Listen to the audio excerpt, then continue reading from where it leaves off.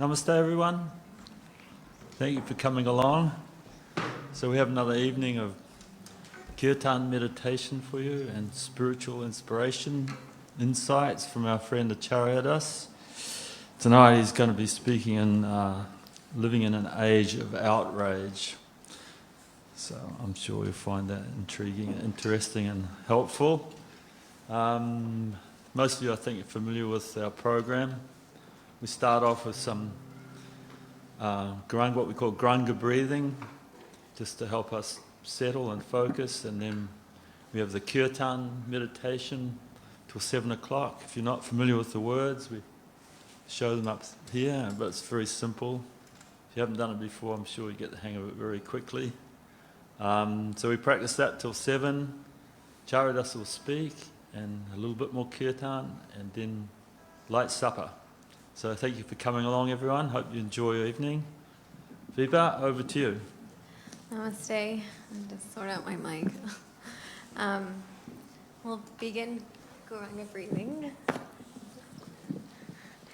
Okay. All right. Go ahead and close your eyes. Get comfortably seated where you are. Relax all the muscles in your face. And place your hands in a position comfortable for you. And we'll move into Guranga breathings. So as you inhale, you'll meditate on Guranga within your mind. And as you exhale, you'll meditate on the sound Guranga. So we'll begin together for a few moments, and then we'll transition into Kirtan. So take a deep inhalation, and begin.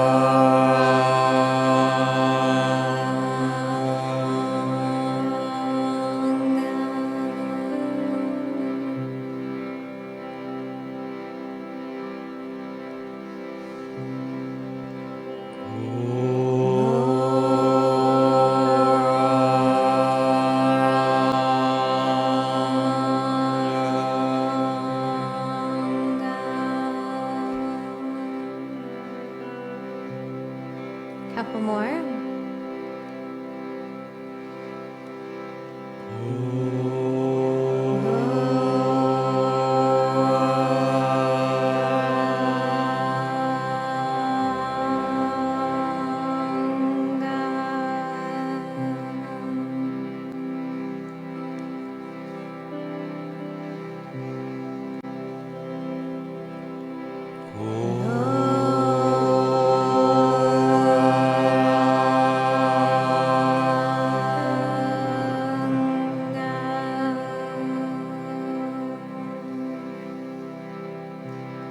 Now keep your eyes closed and allow the sound Gauranga to resonate for a few moments more in your mind.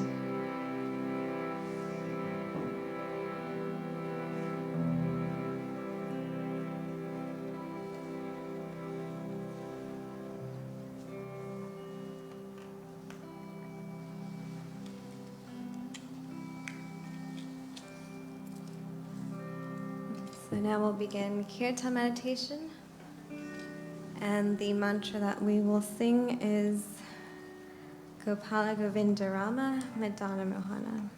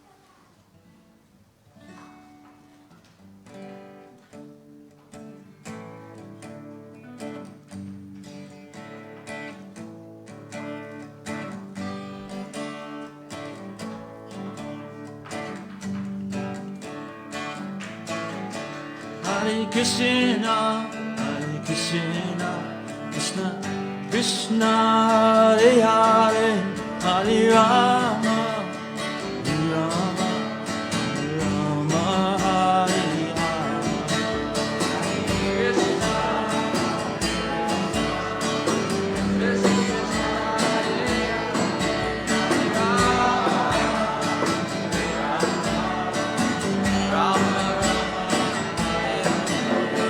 Krishna, Hare Krishna, Krishna Krishna, Hare Hare, Hare Rama, Hare Rama, Hare Rama, Hare Hare. Krishna, Krishna, Krishna, Hare Hare, Hare Rama, Rama, Rama, Rama, Hare Hare. Krishna, Hare Krishna, Krishna Krishna, Hare Hare, Hare Rama, Hare Rama, Hare Rama, Hare Hare.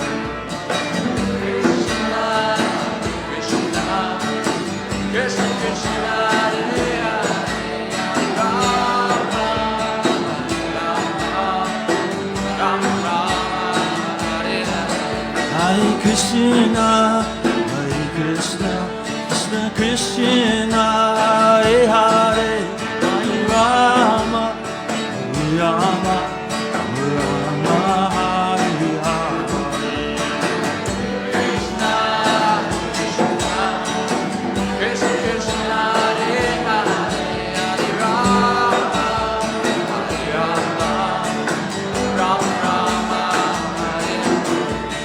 Krishna, Hare Krishna, Krishna Krishna, Hare Hare, Hare Rama, Hare Rama, Hare Rama, Hare Hare.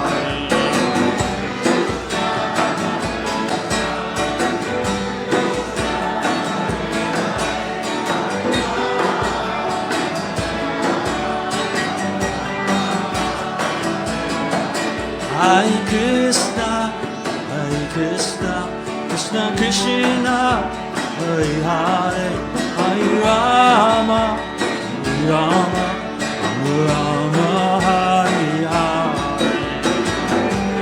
Krishna, Krishna, Krishna, Krishna, Hare Hare, Rama, Hare Rama, Rama, Hare Hare. Krishna, Hare Krishna, Krishna, Hare Hare, Rama, Hare Rama, Rama, Hare Hare.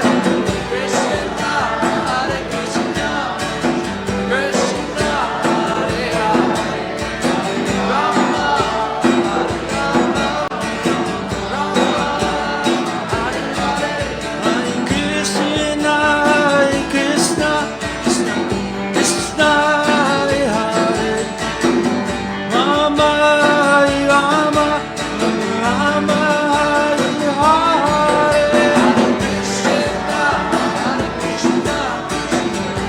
Krishna, Hare Hare, Rama, Hare Rama, Rama, Hare Hare.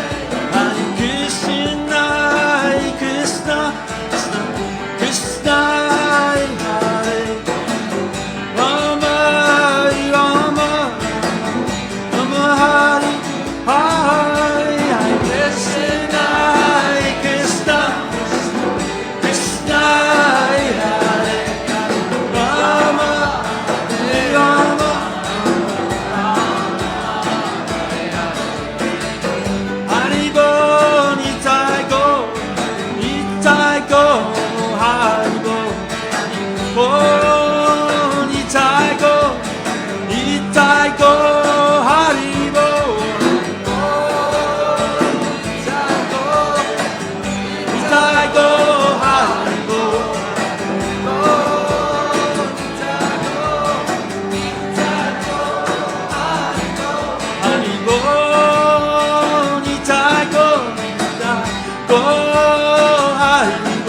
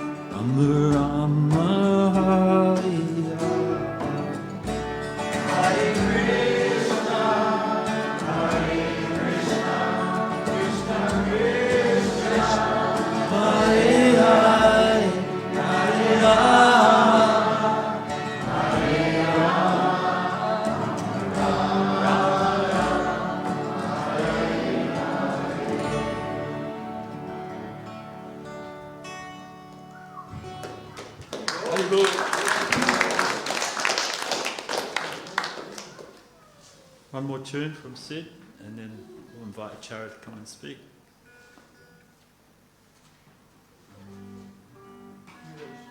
A special hello to all our friends out there. Apologise for the blackout. We had a blackout? Yeah. We did? I apologise for the blackout, I didn't know it happened. We're going again. Okay. Okay, welcome back everybody, all of those of you out there. Very happy to have you.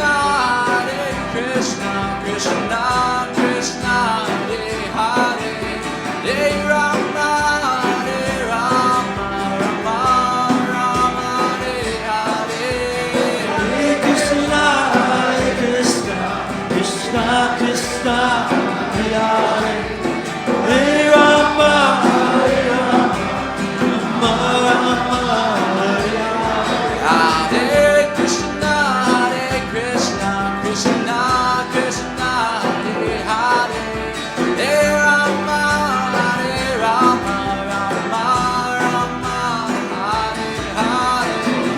Krishna, Hare Krishna, Krishna Krishna, Hare Hare, Hare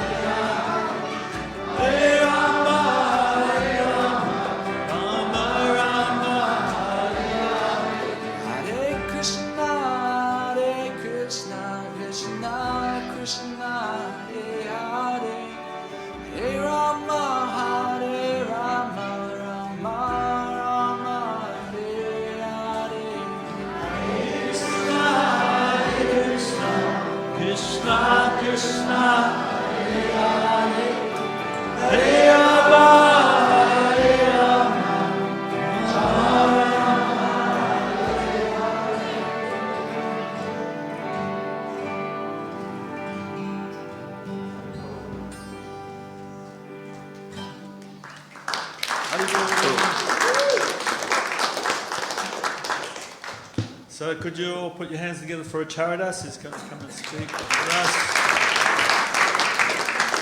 Living in an age of outrage. Charidas.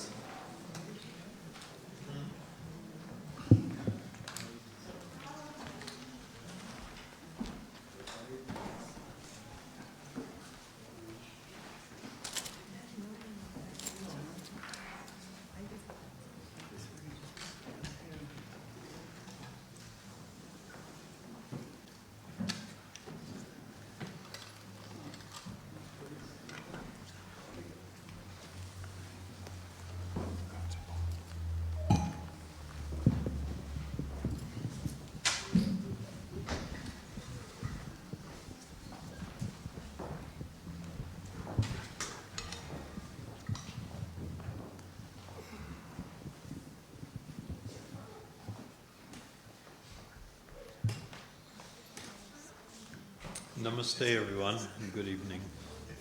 So before speaking, I offer my respects to my spiritual teachers, to our lineage, and to the Supreme.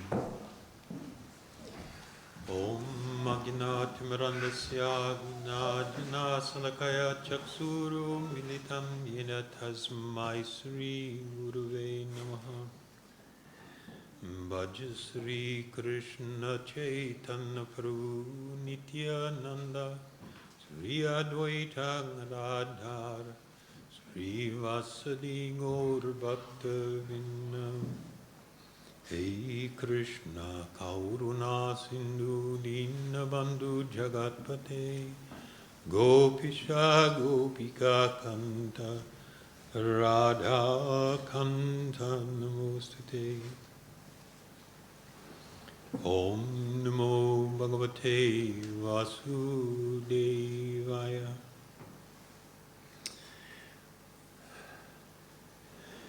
So I had a bit of a request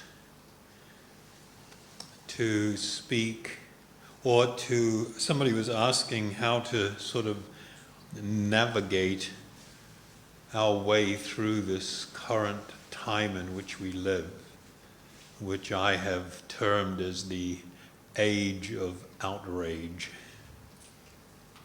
And I'll tell you why I've done that.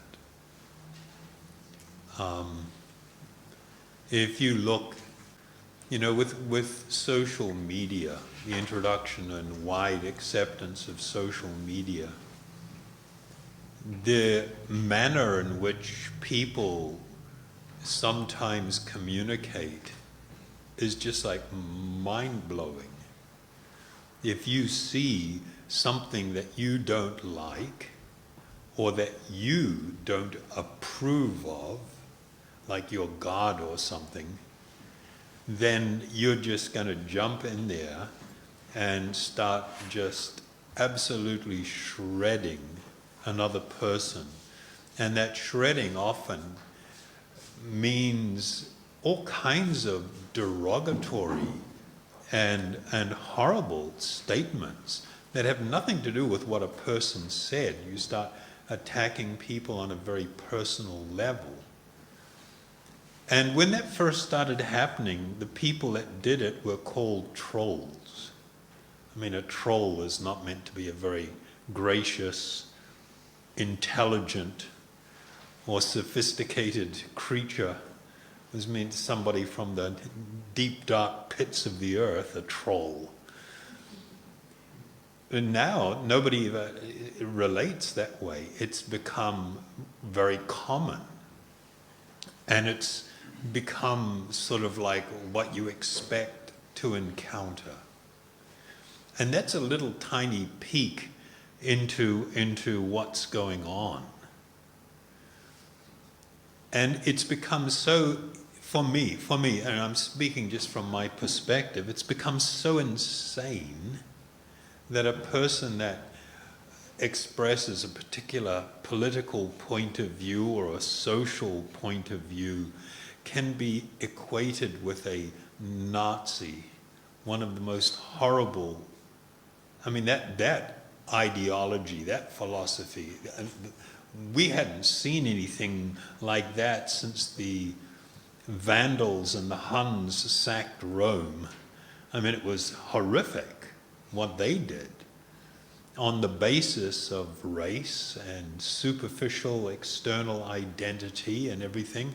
And so now somebody who just morally doesn't agree with something or socially doesn't agree with something, they're going to be called names that are fit for mass murderers and the most horrific of people. And of course what that does, it undermines the reality of where people can go in terms of consciousness and the type of things that people are capable of. When we trivialize fascism and Nazism or communism, I mean, they were mass exterminators of people. I mean, when you trivialize it by calling somebody that's got a different social philosophy or political philosophy with those kind of labels, you are not helping yourself. And so everything has become sort of like amped up, increasingly amped up. And this is not cool at all, because in your life, the need for us to be able to interact with others and this world and everything that we're doing, everything that's going on, the need to be able to do that in a cool and calm way where we are not overly influenced or affected by our mind and emotions is actually essential for our own health and for the health of society, and for there to be some possibility of spiritual insight. You cannot lead a spiritual life if you are constantly moved by heightened states of emotions, and what you are saying and what you are doing is all predicated by some sort of heavy emotional, state. This is just not cool, and it's not healthy. And from a spiritual point of view, it leads one into what are broadly categorized as darker regions. It's equated to being animal-like. Animals have no capacity for social intercourse. They're just completely driven by emotions. The cat can only play with the pet bird for so long before it one day takes a bite out of it. I can remember my mother, she had a budgie and she also had a cat, and sort of, supervised a mixing of the cat and the budgie. And so the budgie would hop around and sometimes hop on the cat and everything, and the cat sort of tolerated it. And she came to think that over time, months, that this was a safe environment. But the cat is a cat. It is ruled by animal instinct. And when the desire came to bite the head off the budgie, it could not resist. And my mother ended up in tears. But this is what is being proposed. I'm particularly disturbed by what's going on in relation to, the current, and I'm going to say obsession, because it's not healthy, with racism. People that now have declared that you should not be judged on the basis of your skin color, the melanin levels, that should not indicate the type of person you are or the nature of your thinking or desires or actions. A person who makes that declaration now is called a racist. If you say, no, you shouldn't be overly focused on that, you should try and look at things in a more spiritual way, you're accused of racism now. And yet it was Martin Luther King in his I Have a Dream speech that said exactly the same thing. That I have a dream that one day my children will be judged on the content of their character and not by the color of their skin. That is now considered a racist statement. And it's just like, what the hell is going on here? Why is there all this outrage and raised voices and violence and anger and hostility? This is not going to solve anything. It's impossible that this can produce a good outcome, ever.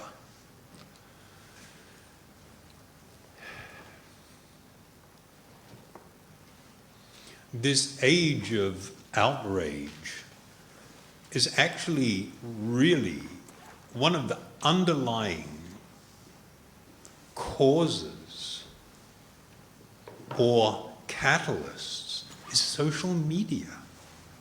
Social media, artificial intelligence, and the logarithms that are developed.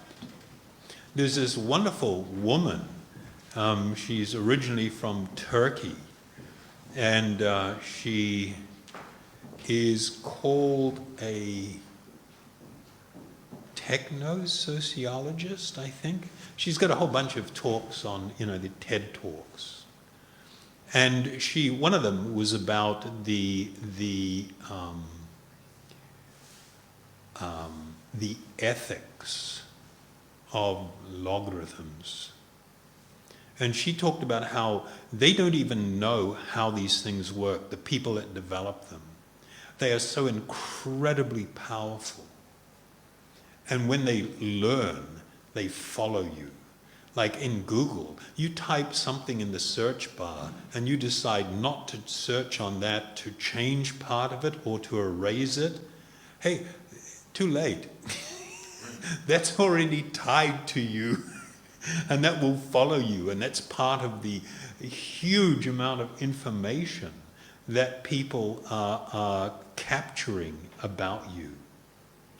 So she was mentioning she was really interested in the last political election in the USA, and she wanted to look at, she was looking at the different types of reactions from society. And so she was studying some of the speeches of Donald Trump. Yeah. And so she was going to YouTube. And being highly trained technically, she suddenly observed that as she started looking at these things, that she was being, on the right-hand side in YouTube, you get served videos. So as soon as she started doing this, she was being served videos about racism and white supremacy. And she thought, wow, this is amazing. Why am I being served those things? And of course, the whole intention of social media is to capture you. The more time you spend on a device, on these platforms, the more valuable you become. Everything, the way you react to things, when you share stuff, and who you share it with, and then they follow those, and who they forward it onto, and who they forward it onto, and they just build this massive, unbelievable amount of information on you. And one of the things she talks about is that they have found that outrage captures people's attention. When you see something that outrages you, either you're drawn to it and get all upset, or you hate it and get all upset. Either way, you are captured. And the more time that you spend there, then the other thing that she observed and has analyzed over time was that when things start getting served to you, if you keep going, then the level of intensity, the level of extremism also becomes raised. to capture you further and further. And this is highly problematic and has really contributed to this age of outrage. And one of the downsides from a spiritual perspective is that the more we become engaged emotionally, positive or negative, with things, the more difficult it is to actually come to recognize my deeper and eternal spiritual nature. I become more absorbed in that which is temporary, in that which is passing, that which is material in nature. And that's never going to be good for anyone. And so my advice to the person who asked me about this, I don't even know if this topic is of interest. Is this okay? I mean, it's pretty far out. And it's important.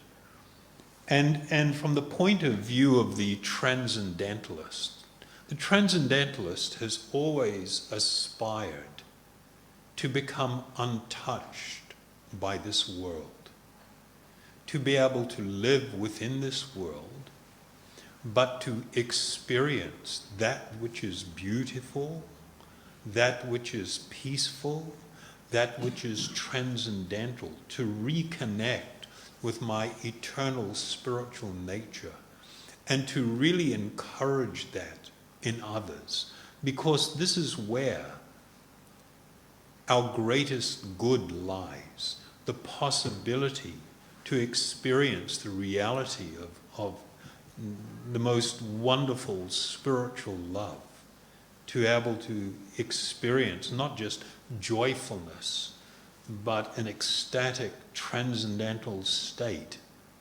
The things that we are deeply searching for, the feeling of security, to not feel like we have been, we are at the mercy of things.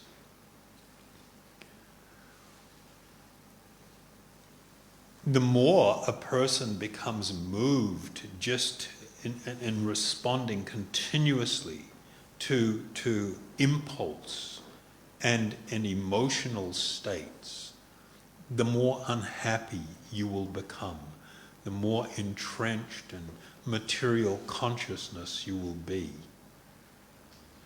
I mean, this is one of the primary things that we teach in our prison meditation and mindfulness programs. I mean, all of those guys in there that we deal with, they have all had the experience of becoming victimized by their own mind, by their rage, or by their impulses.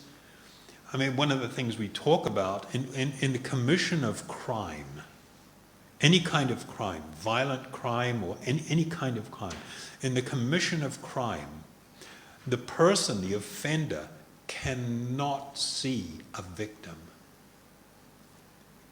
Whether this is a sexual crime or a property crime or any kind of crime, the offender does not see a victim. They just see what they want and they feel compelled to get it. And any resistance, when you don't hand over the cash, when you don't agree to being raped, they're not seeing a victim, they're just seeing somebody getting in the way of what they want and what they are sure is going to bring them happiness. And they need to get this obstacle out of the way. And one of the big transformations, the personal transformations that any kind of person that's inflicted harm on others goes through is when they begin to experience empathy. And they can begin to experience what they are doing to someone, what somebody else is experiencing. Just to realize that when I beat my child, and screamed at them and inflicted violence on them, to be able to connect with what the child is seeing and thinking and feeling and experiencing, all of a sudden brings great shame, tremendous shame, and regret. But when I do not see a victim, when I just see something that's getting in the way of what I want, then I deal with it as an obstacle. And the problem with this whole outrage mentality that's pervading society, it's reducing, it's dehumanizing people. It's utterly debasing people. This is not good for society. It cannot produce any good. If you think that you can bring about a solution through violence and anger, even though it may be considered righteous, no, it's not going to produce a good result, I'm sorry. In our own lives, if we are aspiring transcendentalists, we are on this journey, on this path, learning to step back from the mind and the emotions, particularly when they are raging, to take a time out and wait until you are actually completely calm before you start considering, how should I deal with this? What should my response be? What is going to produce the best result for me and for others? But we are not being taught to do this. You know, we live in an age of instant gratification. People can't even, you know, if I want something, I want it now. And I just don't even have patience. I mean, it's got to the point where somebody's on their phone, and if that internet connection is a bit glitchy, people are ready to throw the phone.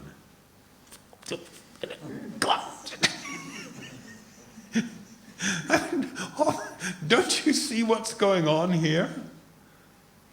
You know, you've got this little tiny thing that is infinitely more powerful than my first computer. I mean, it used to be at a time, if somebody called you on the phone, you had to be by the phone or you didn't know that somebody called. That wasn't very long ago.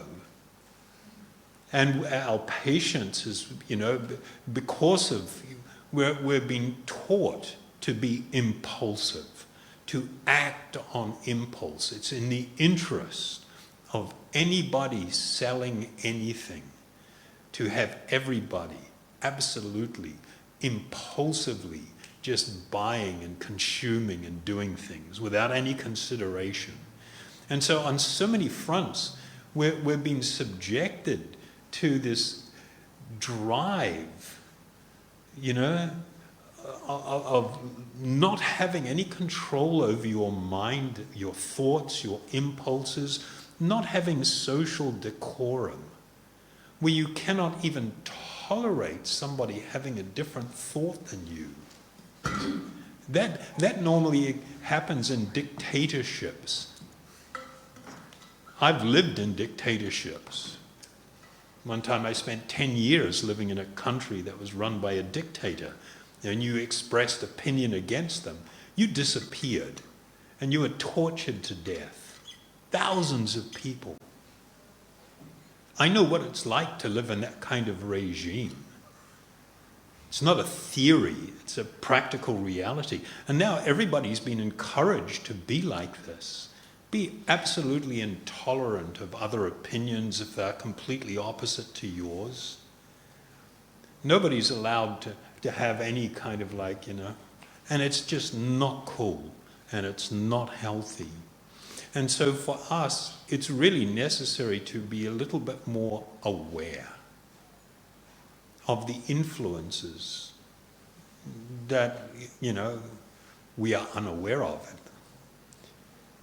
But the key thing is really if in your life you can learn to not impulsively act on the dictates of your mind and emotions, you will have more or less a quite happy life. You will be happier than if you go the other way. And that's because it's making it so that you can experience the reality of your actual spiritual existence. Okay, so that's like a really big subject, and we just sort of flew through it quite quickly. So, I'm really encouraging people, please,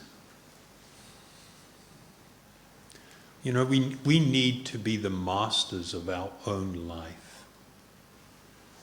If we're highly emotional about things, then anybody that can tweak our emotions and appeal to them, they're the ones that are in control of us. We need to be in control of our own life and be making really good decisions so that we can produce really good outcomes in our life for ourselves and those that we are in contact with. Okay, anybody have a question?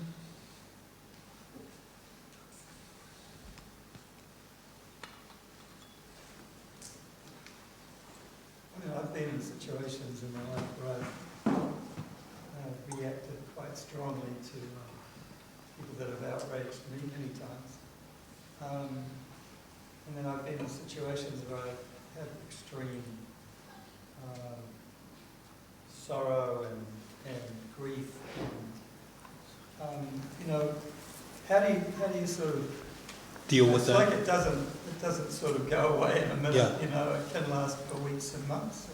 You cannot undo that which you have done. You cannot change the past, but you can become the master of your future. The choices that you make. It's all about where to from here. At this moment in my life, what do I need to do to become a better person, a more compassionate person, to have better relationships? And that's where I need to focus. And you will find that almost everyone can actually be very forgiving, provided they see that you are sincere in your desire to become a better person.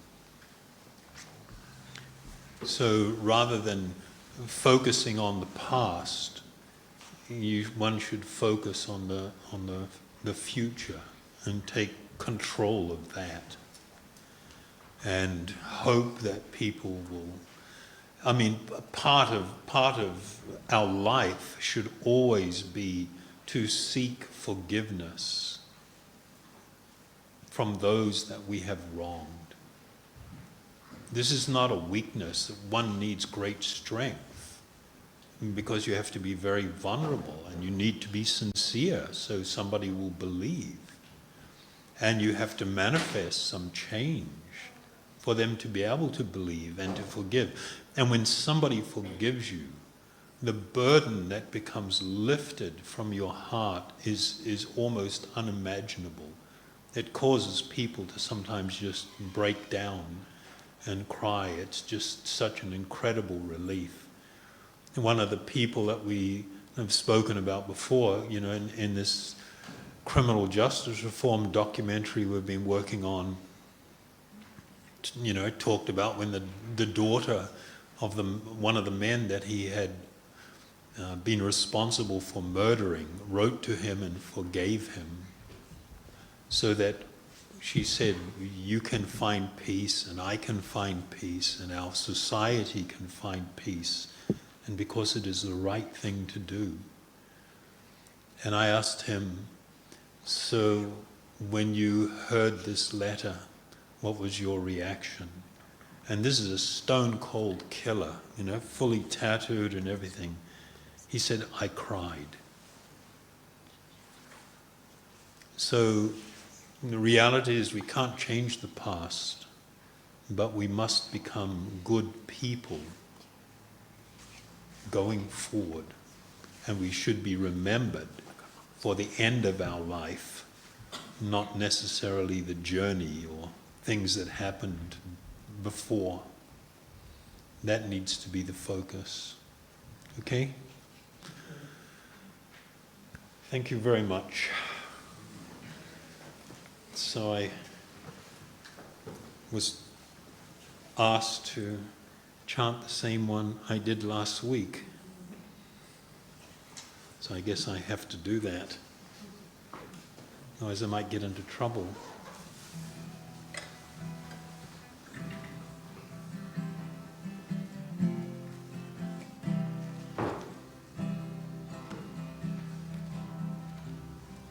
Hare Krishna, Hare Krishna, Krishna Krishna, Hare Hare, Hare Rama, Hare Rama, Rama Rama, Hare Hare,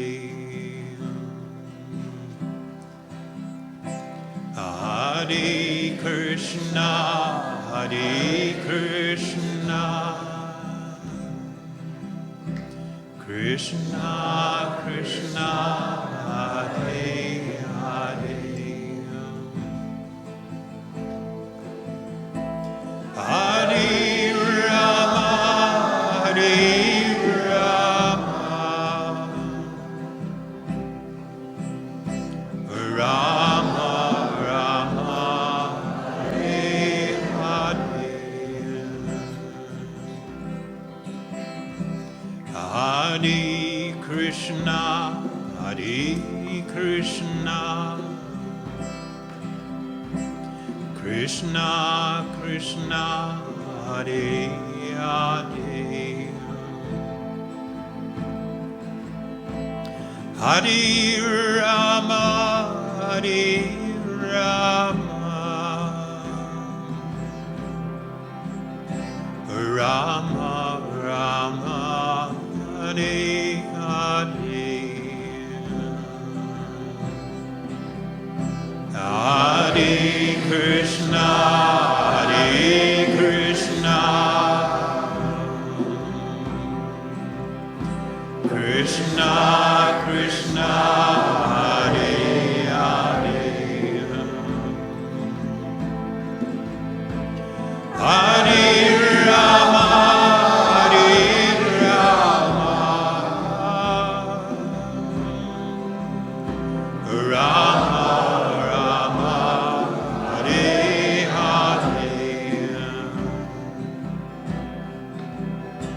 Hare Krishna, Hare Krishna,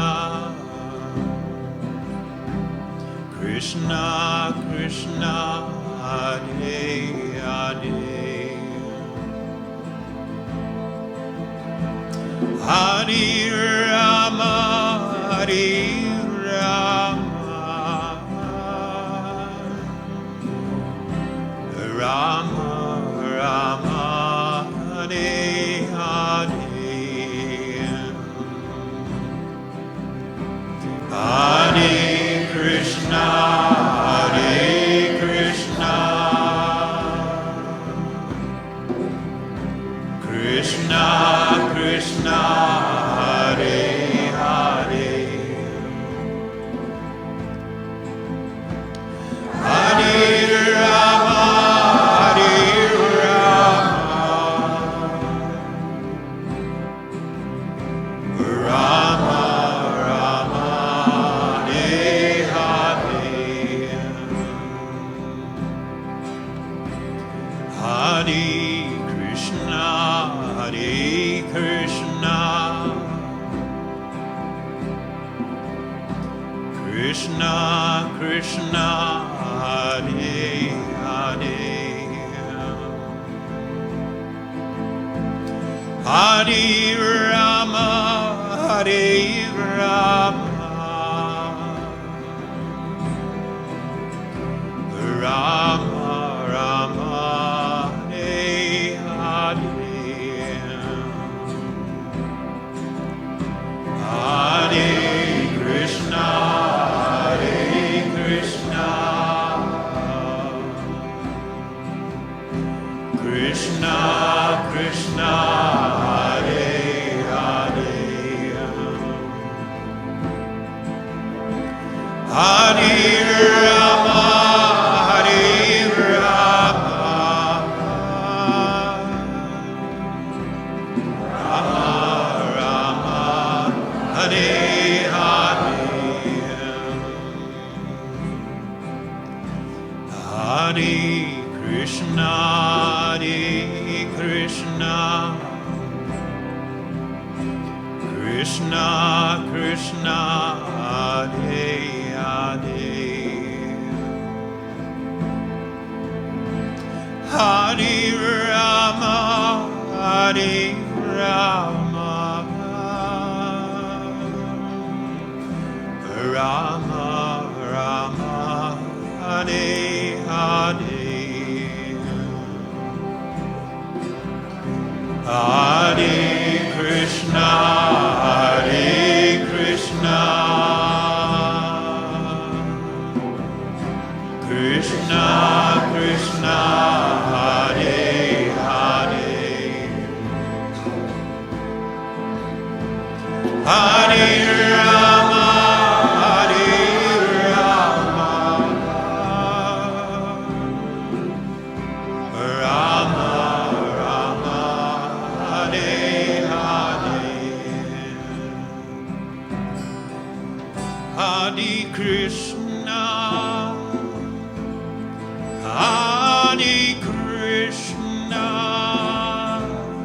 Krishna Krishna, Hare Hare,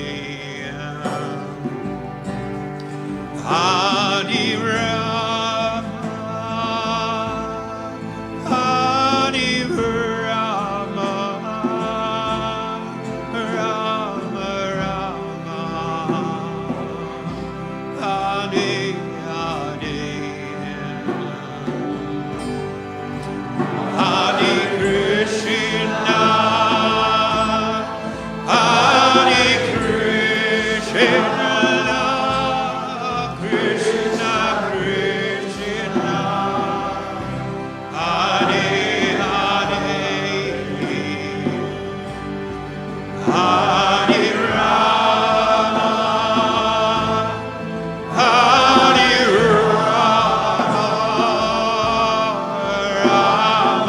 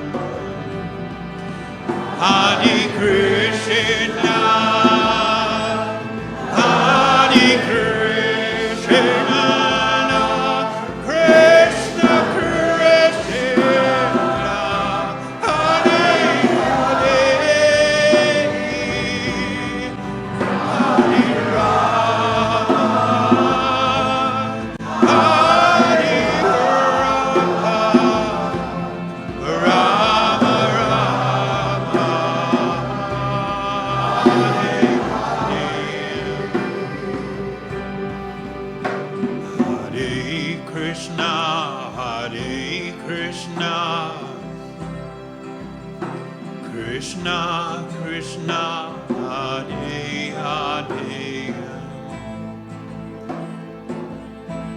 Hare Rama, Hare Rama,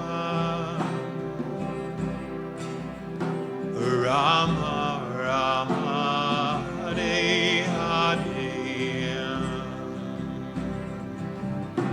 Hare Krishna, Hare Krishna, Krishna Krishna, Hare Hare, Hare Rama, Hare Rama, Rama Rama, Hare Hare, Hare Krishna, Hare Krishna, Krishna Krishna, Hare Hare, Hare Rama, Hare Rama, Rama Rama, Hare Hare, Hare Krishna, Hare Krishna, Krishna Krishna, Hare Hare, Hare Rama, Hare Rama, Rama Rama, Hare Hare, Hare Krishna, Hare Krishna, Krishna Krishna, Hare Hare, Hare Rama, Hare Rama, Rama Rama, Hare Hare, Hare Krishna, Hare Krishna, Krishna Krishna, Hare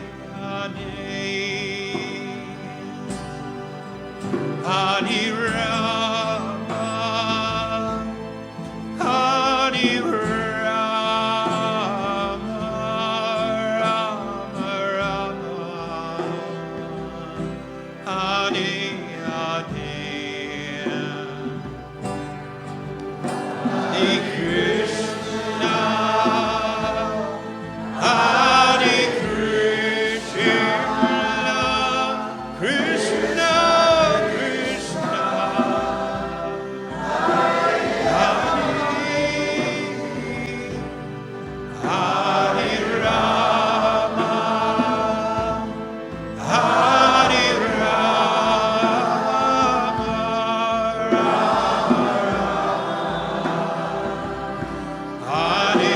Hare, Hare Krishna, Hare Krishna, Krishna Krishna, Hare Hare, Hare Rama, Hare Rama, Rama Rama, Hare Hare, Hare Krishna, Hare Krishna, Krishna Krishna,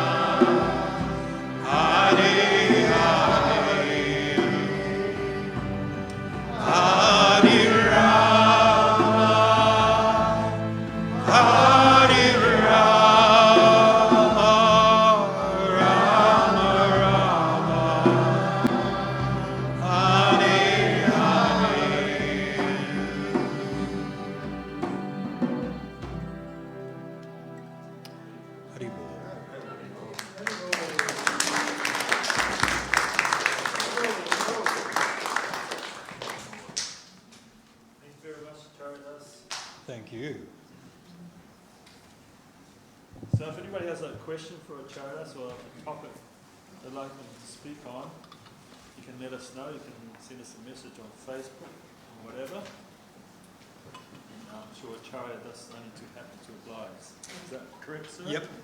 And if you want to be anonymous or anything, don't worry. It's cool. So we have other programs happening throughout the week. If you don't already know, I'll just quickly run through them. It's practically something happening every night of the week now. So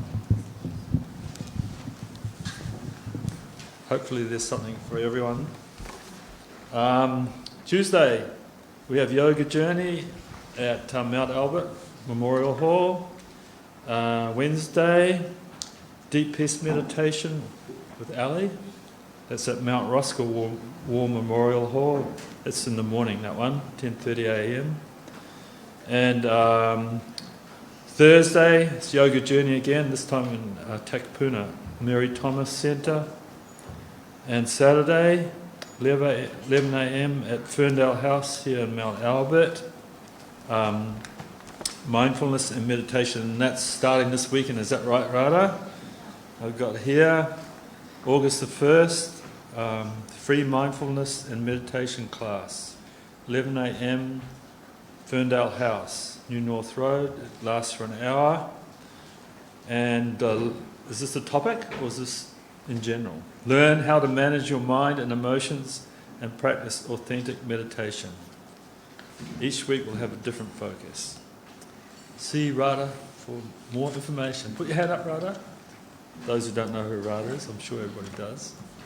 You can see her. So there you go. And then we're back here next Sunday. Yay. And Pat here is going to tell you about something else that's upcoming. Thank you, Patrick. Namaste. On Saturday the 8th of August, which is 13 days away, we're celebrating Janmashtami, which is the celebration of the appearance of Lord Krishna. It's celebrated throughout the world by hundreds of millions of people. And we're going to have a very special setup. It's the Ponsonby Community Centre at 6 p.m. And we'll have a full arctic and a big altar, and it's quite beautiful with the ceremony. So if you haven't ever been to that, please come along, because it's a very lovely experience. And we'll do obviously some chanting. Acharya, hopefully he will be there, will talk to us about Lord Krishna. And then at the end we're going to have an Indian meal, and we'd appreciate a small $5 donation for that, because it's going to be a little more than just samosas. Okay, so you're very welcome to come, and please invite a friend. So it's 6 o'clock, Ponsonby Community Centre, goes through till about 8, Saturday the 8th of August, Janmashtami. The other thing is I've been trying to organise a little retreat, and I had a place which I thought we could use, and I went and looked at it the other day, and I don't want to go there. It sounded really great. It's a place at Waiwera, and it's supposed to have a nice little hot pool and, you know, enough room for 16 or 18 people, but we went and looked at it, and it's just a little kind of dodgy. So, you know, if we're going to get a place, it'll be in the next few weeks after Janmashtami, probably maybe 2 weeks after that, beginning of September. I'm going to do a little retreat, and we're going to find a place this week. So if any of you are interested, I know a few of you already told me, please let me know. And then when I get the place, I'll be able to hold it for a couple of days, and I'll contact you and say, this is where we're going. I'll try and make it within an hour of Auckland. And hopefully some hot pools nearby. Okay? So let me know. But lovely to see you all, and hopefully we'll see you all next week, and at Janmashtami on the 8th, Saturday. Namaste. Haribol. Oh, by the way, if anybody wants to make a little donation for the cost of the evening, that would be appreciated. And the samosas, this little box over there by the door. Thank you so much. Haribol. Don't have to